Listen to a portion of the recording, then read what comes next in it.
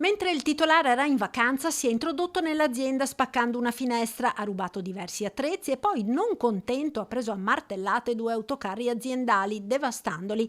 È il 18 agosto in Viale Italia, San Vendemiano, protagonista del raid un 36enne albanese ex dipendente che avrebbe agito anche per ritorsione, mosso da motivi personali ed attriti con il titolare. A dare l'allarme per i forti rumori provenienti dal capannone sono stati i vicini, che hanno chiamato il 113. Dopo pochi istanti la pattuglia del commissariato di Conegliano, giunta sul posto, ha individuato l'uomo che stava cercando di scappare. Dopo un inseguimento il 36enne è stato bloccato ed arrestato per tentato furto aggravato e danneggiamento. All'esterno del capannone i poliziotti hanno rinvenuto un borsone con una mazzetta da muratore ed un flessibile asportati dall'azienda. L'albanese è ora a disposizione dell'autorità giudiziaria. Restano i danni sui mezzi. Tra parabrezza, fanali e finestrini infranti, portiere divelte e ammaccature varie ammontano a circa 15.000 euro.